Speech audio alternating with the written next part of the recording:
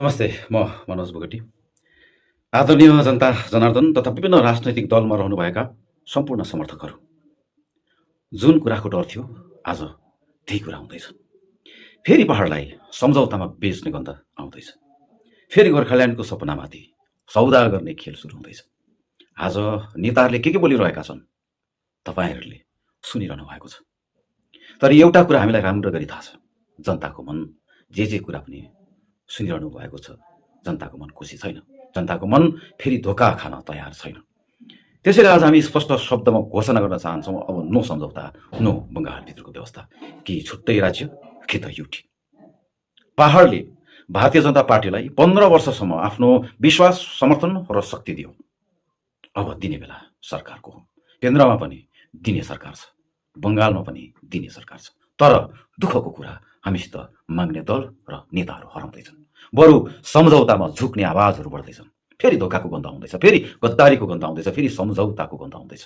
छातीमा हात राखेर एकपल्ट आफैलाई सोध्नुहोस्, के तपाईँहरूले फेरि बङ्गालभित्रकै अर्को ट्रेनिङ गर्ने व्यवस्थाको लागि भोट दिनुभएको हो? के तपाईँहरूले आफ्नो दल र नेताहरूलाई गोर्खाल्यान्डको सपना कमजोर बनाउन समर्थन गर्नुभएको हो? यदि होइन भने अब चुप बस्ने समय सकिएको छ। अब आवाज उठाउने समय आएको छ। आज केही नेताहरूलाई लागिरहेको छ, जनता जे भए पनि चुप बस्छन्, जे दिए पनि चुप बस्छन्, जे भने पनि चुप बस्छन्। समर्थकहरू हाम्रो पछि छन्, जे सम्झौता गरे पनि हुन्छ। तर याद राख्नुहोस्, समर्थकको टाउको गनेर जनताको सपना बेच्ने अधिकार कसैलाई छैन। गोर्खाल्यान्डको मुद्दा कुनै नेताको निजी सम्पत्ति होइन, यो जनताको सपना हो। यो हजारौं युवाको बलिदान हो, यो शहीदहरूको रगतले बनेको आवाज हो। आज हामी तपाईँहरूसित एउटा गम्भीर प्रश्न सोध्न चाहन्छौँ, के तपाईँहरू फेरि अर्को जिटिए जस्तो व्यवस्थाको लागि गोर्खाल्यान्ड, छुट्टै राज्य गोर्खाल्यान्डको विरोधमा उत्रन चाहनुहुन्छ? के तपाईँहरू आफ्नै भविष्य सम्झौतामा सुम्पिन चाहनुहुन्छ? यदि चाहनुहुन्न भने अब सही निर्णय गर्ने समय आएको छ। एक गलत निर्णयले हाम्रो पुस्ताको भविष्य अन्धकारमा धकिलिन सक्छ। त्यसैले सचेत बस्नुहोस्, सचेत बन्नुहोस्, सम्झौतावादी राजनीति विरुद्ध उभिनुहोस्। हो, राजनीति सबैले गर्न पाउँछन्, तर छुट्टै राज्य गोर्खाल्यान्डको मुद्दा बेच्ने अधिकार कसैलाई छैन। फेरि अर्को ट्रेनिङ गर्ने व्यवस्था आयो भने के तपाईँहरू खुसी बन्नुहुन्छ?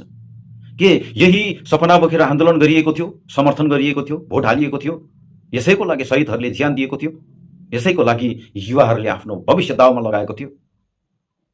हामी सम्पूर्ण जनतासित विनम्र अपिल गर्न चाहन्छौँ, बङ्गालभित्रकै अर्को व्यवस्थाको लागि कसैलाई सम्झौता गर्ने छुट नदिनुहोस्।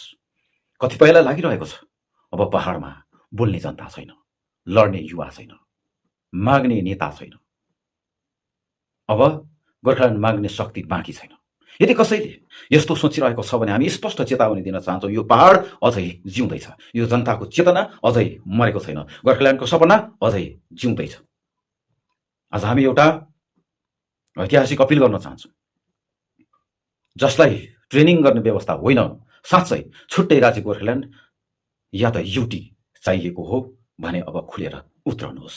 आज गोर्खाल्यान्डको निम्ति लड्ने युवाहरूको बौद्धिक शक्ति निर्माण भइरहेको छ। हामीले घोषणा गरेदेखि पहाड, तराई, डुवर्सबाट सयौं सचेत, प्रतिबद्ध, विचारवान साथीहरूले सम्पर्क गरिरहनु भएको छ। अब समय यस्तो पनि बनिसक्यो कि सबैलाई व्यक्तिगत रूपमा भेट्न सम्भव छैन।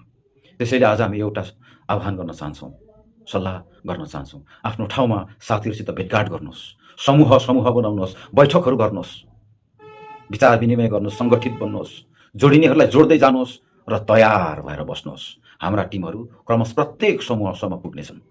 हामी शीघ्र नै खण्डस्तरीय सम्पर्क अधिकारीहरूको नाम र सम्पर्क नम्बर पनि सार्वजनिक गर्नेछौँ। उहाँहरूसित सम्पर्क गरेर सङ्गठित बन्दै जानुहोस्।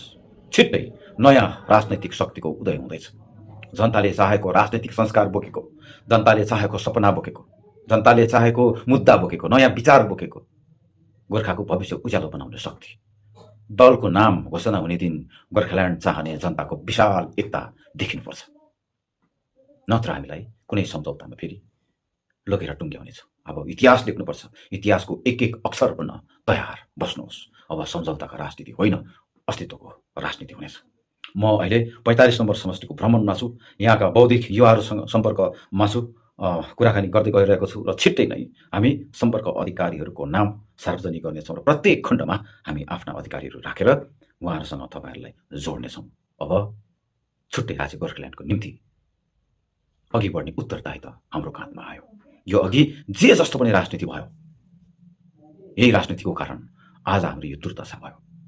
अब हामीले पनि त्यस्तै किसिमको राजनीति गऱ्यौँ भने भोलि हामी जस्तो युवाहरूको पनि हाम्रो जस्तै दुर्दशा हुनेछ, पहाडको दुर्दशा हुनेछ, भूमिको दुर्दशा हुनेछ, हाम्रो जातिको, भाषाको, संस्कृतिको, भूमिको, भूगोलको सबैको दुर्दशा सुरु हुनेछ। यसै कारण एक बनौँ, अघि बढौँ, एउटा भाटा जसले पनि बाँच्न सक्छ। अब हामी बिटा बनौँ, छुट्टै राज्य गोर्खाल्यान्डको निम्ति एउटा ठुलो शक्ति बनौँ र अघि बढौँ। शीघ्र नै हामी सबैसँग